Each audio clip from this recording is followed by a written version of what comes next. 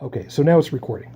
So I have a story that I have to tell that I'm going to tell to the little one because, well, for some reason, apparently I didn't explain this one. Sometime years ago, I think it was one of my brothers, gave me a jersey for the New York Yankees with the number 10 on the back because that was in honor of the catcher, or one of the catchers that the Yankees had back in the mid 70s, Rick Cerone, family name.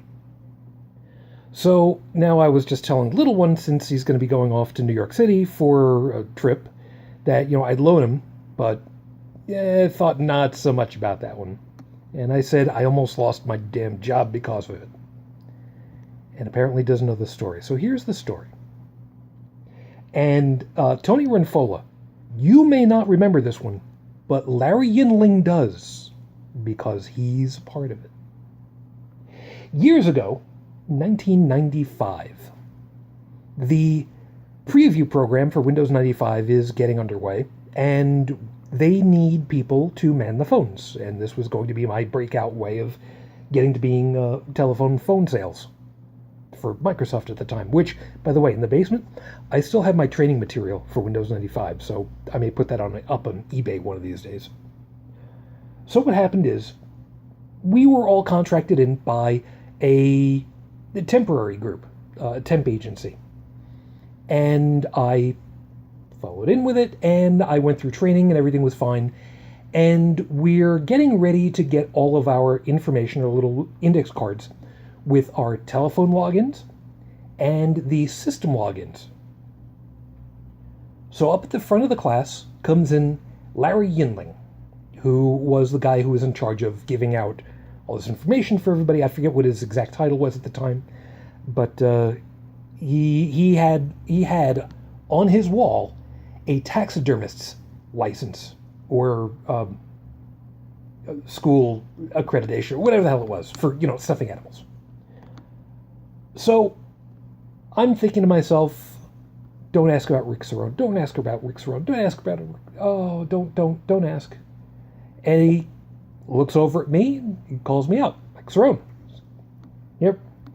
And he looks down at the card and he looks over at me. He's like, any relation to Rick Cerone? Before I could clamp my jaw shut, I actually said, in a room full of potential employees and the heads of the temp agency behind us in the classroom, no, and if you don't mind, I'd really rather not talk about that baseball slut, thank you.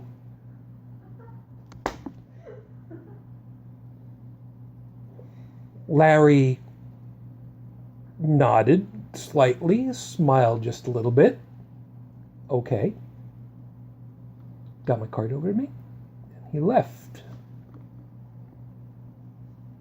The people in the back went ahead and said, and this is an example of how we will not speak on the phones, right? And then it dawned on me what I said. Oh, right. Larry never forgot me. And I can't imagine why. But yes, that's why Larry Yinling knows me. And Tony, now you know the rest of the story. And the best part about it is, Larry, I've never forgotten either.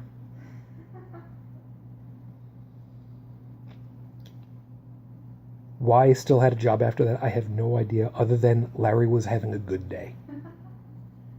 So there's the story. Have fun laughing, and Tony, remember, you still have to tell them about the DB story. Have fun with that.